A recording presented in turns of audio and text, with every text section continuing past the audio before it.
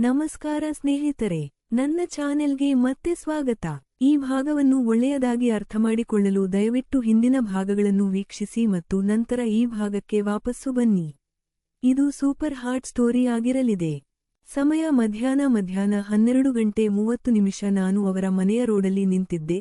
ಅವರ ಮನೆಯ ಮುಂದೆ ಕಾರಿತ್ತು. ಮಧ್ಯಾಹ್ನ 12:45 ಕಾರ್ ಸ್ಟಾರ್ಟ್ ಆಗಿ ಅವರ ತಂದೆ ತಾಯಿ ಎಲ್ಲೋ ಹೊರಟರು. ನಾನು ಕಾಲ್ ಮಾಡಿದೆ. ತಕ್ಷಣ ಎತ್ತಿ ಆಂಟಿ ಹೇಳಿದರು, ಹೂ ಹೇಳು.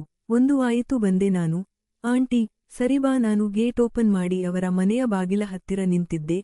ಆಂಟಿ ಮೆಲ್ಲಗೆ ಬಾಗಿಲು ಓಪನ್ ಮಾಡಿ, ಬರೀ ಅವರ ತಲೆ ಆಚೆ ಹಾಕಿ ನನ್ನ ಶರ್ಟಲ್ಲಿ ನೋಡಿ ಪೆನ್ ಎಲ್ಲಿ ಅಂತ ಕೇಳಿದರು. ನಾನು ನನ್ನ ಪಾಕೆಟಿಂದ ಎತ್ತಿ ತೋರಿಸಿದೆ. ಆಂಟಿ ನನ್ನ ಪೂರ್ತಿ ಗಮನದಿಂದ ಮೇಲಿಂದ ಕೆಳಗೆ ನೋಡಿ ಬಾಗಿಲು ಪೂರ್ತಿ ತೆಗೆದು ಕೈ ಎಳೆದು ಒಳಗೆ ಕರ್ಕೊಂಡು ಬಾಗಿಲು ಹಾಕಿದರು. ಆ ದೃಶ್ಯ ಎಂದಿಗೂ ಮರೆಯಲಾಗದು. ಆಂಟಿ ಮತ್ತೆ ನೈಟಿ ಇಲ್ಲದೆ ಬೆತ್ತಲೆ ಬಾಗಿಲು ತೆಗೆದರು. ನನಗೆ ನಂಬಲು ಆಗಲಿಲ್ಲ.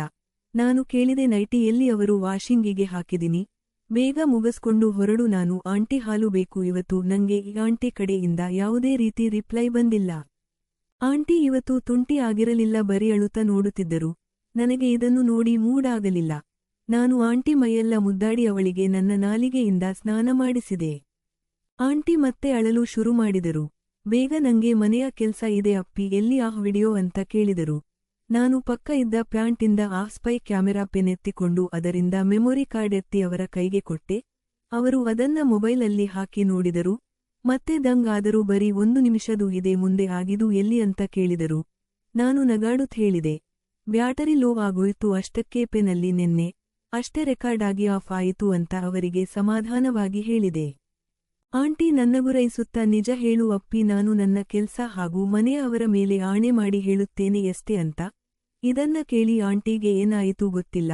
ಆಂಟಿ ನನ್ನ ದೋಕಿ, ನೀನು ಒಳ್ಳೆಯ ಹುಡುಗ, ನಿನ್ನ ಒಳ್ಳೆಯತನಕ್ಕೆ ಫಲ ಸಿಗಬೇಕು ಎನ್ನುತ್ತಾ ಏನ್ಬೇಕು ಹೇಳು ಮಾಡ್ತೀನಿ ಅಂತ ಕೇಳುತ್ತಾ ತುಂಟಿ ಆಗಲು ಶುರು ಮಾಡಿದರು. ನಿನ್ನೆ ರಾತ್ರಿ ಅವರ ಬಗ್ಗೆ ಯೋಚನೆ ಮಾಡುತ್ತಾ ತುಂಬ ಸಾರಿ ನಾನು ನನ್ನ ರಾಸ್ವನ್ನು ಹರಿಸಿದ್ದೇ ಆದ ಕಾರಣ ಇವತ್ತು ಅಷ್ಟೊಂದು ಮೂಡ್ ಬರುತ್ತಾ ಇರಲಿಲ್ಲ. ಆಂಟಿ ಕೂಡ ಬೇಗ ಕಣು ಅಪ್ಪಿ, ಅಷ್ಟೊಂದೆಲ್ಲ ಕೇಳ್ಕೊಂಡು ಇಲ್ಲಿ ನಿಗಿರ್ತಿಲ್ಲ ಅಂತೆಲ್ಲ.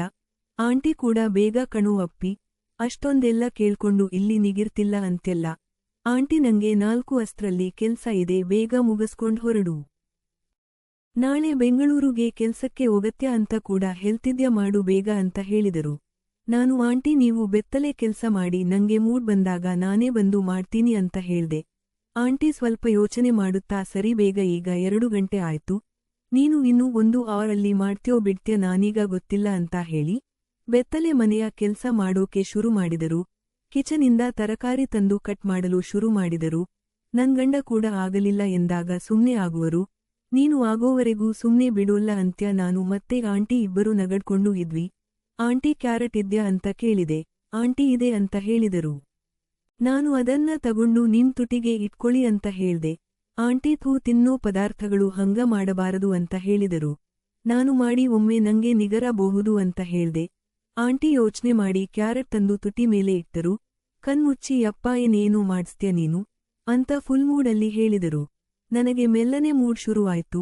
ನಾನು ಬೇಗ ಸೋಫಾಯಿಂದ ಎದ್ದು ಅವರ ಮನೆಯ ಬಾಗಿಲು ತೆರೆದೆ.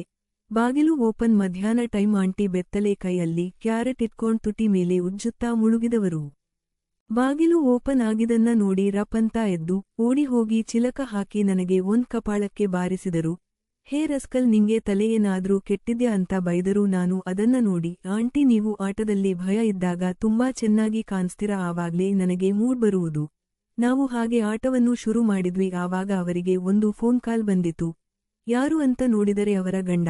ಇದನ್ನು ಕೇಳಿ ನನ್ ಸಾಮನು ಇನ್ನೂ ಗಟ್ಟಿಯಾಗಿ ನಿಂತಿತ್ತು. ಆಂಟಿ ಅಯ್ಯೋ ಏನೂ ಮಾತಾಡ್ಬೇಡ ಅಂತ ಹೇಳಿ ಕಾಲ್ ರಿಸೀವ್ ಮಾಡಿ ಮಾತಾಡ್ತಾ ಇದ್ರು. ಮುಖದಲ್ಲಿ ಭಯ ಮತ್ತು ಆಟದ ಸುಖ ನೋಡಿ ನಂಗೆ ಫುಲ್ ಮೂಡಾಗಿ ಅವರ ಬಾಯಲ್ಲಿ ನನ್ನ ಬೆರಳ ಇಟ್ಟು ಸವರಿದೆ. ಆಂಟಿ ಆಹ್ ಅಂತ ಉಸಿರು ಬಿಟ್ಟರು. ಫೋನ್ನ ಸ್ಪೀಕರ್ ಅಲ್ಲಿ ಇಡಿ ಅಂತ ಹೇಳಿದೆ. ಅವರ ಗಂಡ ಆ ಕಡೆಯಿಂದ ಯಾಕೆ ಏನಾಯ್ತು ಅಂತ ಕೇಳಿದರು. ಆಂಟಿ, ಏನಿಲ್ಲ ತರಕಾರಿ ಕಟ್ ಮಾಡ್ತಾ ಇದ್ದೆ, ಬೆರಳಿಗೆ ಕಟ್ ಆಯ್ತು ಅಂತ ಹೇಳಿದರು. ನಾನು ಬೆರಳನ್ನು ಅವರ ಬಾಯಿಗೆ ಇಟ್ಟೆ. ಆಂಟಿ ಮೊದಲು ಮುಖ ಆ ಕಡೆ ಮಾಡಿದರು. ನಾನು ಫೋನಲ್ಲಿ ಕಿರಚ್ಬಿಡ್ತೀನಿ ಅಂತ ಸನ್ನೆ ಮಾಡಿ ಹೇಳಿದೆ. ಆಗ ಆಂಟಿ ಬೆರಳನ್ನು ಬಾಯಲ್ಲಿ ಇಟ್ಟು ಚೀಪಿದಳು. ಅವರ ಗಂಡ ಅಯ್ಯೋ ನೋಡ್ಕೊಂಡ್ ಮಾಡ್ಬೇಕು ಅಲ್ವೇನೆ ಎಂದು ಹೇಳಿದರು. ಆಂಟಿ, ಚೀಪುತ್ತಾ ನೋಡ್ಕೊಂಡೇ ಮಾಡ್ತವ್ನೆ ಅಂತ ಹೇಳಿ ನಾಲಿಗೆ ಕಚ್ಕೊಂಡು ಮಾಡ್ತಾಯಿರ್ತೀನಿ ಅಂತ ಹೇಳಿ ಭಯ ಬಿದ್ದರು. ಅವರ ಗಂಡ, ಬಂದನ ಮಗ ಸ್ಕೂಲಿಂದ, ಆಂಟಿ, ಇನ್ನೂ ಇಲ್ಲ. ನಾನು ಆಂಟಿನ ಕಚ್ಚಿದೆ. ಅವರ ಗಂಡ, ಯಾಕೆ ಈ ಥರ ಸೌಂಡ್ ಮಾಡ್ತು ಇದ್ಯಾ, ಹೋಗು ಬ್ಯಾಂಡೇಜ್ ಹಾಕು ಇಲ್ಲ ಉರಿಯುತ್ತೆ ಅಂತ ಹೇಳಿದರು. ಆಂಟಿ, ಹೂ ತುಂಬಾ ಕಡಿಯುತ್ತಿದ್ದೆ ಅಂತ ಹೇಳಿ ಮತ್ತೆ ಉರಿಯುತ್ತಿದೆ ಅಂತ ಹೇಳಿದರು. ಅವರ ಗಂಡ, ಯಾವತ್ ಬರ್ತ್ಯ ನಂಗೆ ಮೂಡ್ ಬರೋತರ ಬೇಕು ಅಂತ ಮಾತಾಡ್ತಾ ಇದ್ಯಾ ಕಣೇ ನೀನು, ಅದು ಡಬ್ಬಲ್ ಮೀನಿಂಗಲ್ಲಿ. ಆಂಟಿ, ನೀವ್ ಹೂ ಅಂದ್ರೆ 100 ಹುಡ್ಗಿ ಬರ್ತಾರಲ್ಲ ನಾನ್ಯಾಕ್ ಬೇಕು ಈಗ ಅಂತ ಹೇಳಿದರು ಅವರ ಗಂಡ. ಲೇ, ಶನಿವಾರ ಬಂದು ಬಿಡು ಮಗ ಈಗ ಆರೋಗ್ಯವಾಗಿ ಇದಾನೆ ಅಲ್ವಾ. ಆಂಟಿ, ಅಂತ ಮಾಡಿದಳು. ಅವರ ಗಂಡ, ಸರಿ ಕಣೆ ಅಂತ ಹೇಳಿ ಕಾಲ್ ಕಟ್ ಮಾಡಿದರು. ಸಮಯ ಆಫ್ಟರ್ನೂನ್ ಮಧ್ಯರಾತ್ರಿ 3:40 ಡಿಂಗ್ ಡಾಂಗ್ ಬೆಲ್ ಸದ್ದು ಕೇಳಿಸಿತು.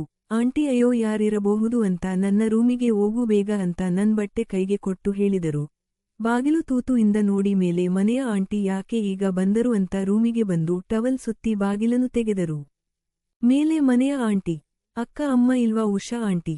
ಇಲ್ಲ. ಯಾಕೆ ಮೇಲೆ ಮನೆಯ ಆಂಟಿ, ಇಲ್ಲ ಅಮ್ಮ ಹತ್ರ ಮೊನ್ನೆ 1,000 ಇಸ್ಕೊಂಡಿದ್ದೆ, ಅದನ್ನೇ ಕೊಡೋಣ ಅಂತ ಬಂದೆ ಅಕ್ಕ. ನೀವೇನೂ ಸ್ನಾನಕ್ಕೆ ಹೋಗ್ತಿದ್ರಾ ಅಂತ ಕೇಳಿ ಆ ಕಡೆ ನೋಡಿದರೂ ಬರೀ 1 ಕ್ಯಾರೆಟ್ ಇದ್ದಿದ್ದನ್ನು ನೋಡಿ ನಕ್ಕರು. ಸವೀಟ ಆಂಟಿ, ಹೂ ಅಂತ ಹೇಳಿ ಸ್ಮೈಲ್ ಮಾಡಿದರು. ಮೇಲೆ ಮನೆಯ ಆಂಟಿ, ಸರಿ ಅಕ್ಕ ತಾಗುಳಿ 1,000 ರೂಪಾಯಿ ಅಮ್ಮ ಕೈಗೆ ಕೊಡ್ಬಿಟ್ ಹೇಳಿ ನಾನ್ ವಾಪಸ್ ಕೊಟ್ಟಿದ್ದೀನಿ, ಹಾಗೆ ತುಂಬಾ ಧನ್ಯವಾದಗಳು ಅಂತ ಹೇಳಿ ಹೊರಟರು. ಸವಿತಾ ಆಂಟಿ, ಸರಿ ಆಯ್ತು ಅಂತ 1,000 ರೂಪಾಯಿ ಇಸ್ಕೊಂಡರು. ಆಂಟಿ ಹೊರಟರು. ಸವಿತಾ ಆಂಟಿ ಬಾಗಿಲು ಮುಚ್ಚಿದರು. ನಾನು ರೂಮ್ ಇಂದ ಆಚೆ ಬಂದೆ. ನನ್ನ ಸಾಮಾನು ಮತ್ತೆ ಮಲಗಿತ್ತು. ಆಂಟಿ ಅದನ್ನ ನೋಡಿ ಯಾಕೆ ಮತ್ತೆ ಮಲ್ಕೊಂಡಿದೆ ಇದು ಅಂತ ಹೇಳಿ ಅವರ ಟವಲ್ ಅಲ್ಲೇ ಪಕ್ಕಲ್ಲಿದ್ದ ಎಸೆದರು. ನಾನು ಮತ್ತೆ ಅವರಿಗೆ ಮುತ್ತು ಕೊಟ್ಟು ಟೈಮ್ ಇಲ್ಲ ಬೇಗ ಆಟ ಶುರು ಮಾಡೋಣ ಅಂತ ಹೇಳಿದೆ. ಧಟ್ ಅಂತ ಬಾಗಿಲು ತೆರೆದಿತ್ತು.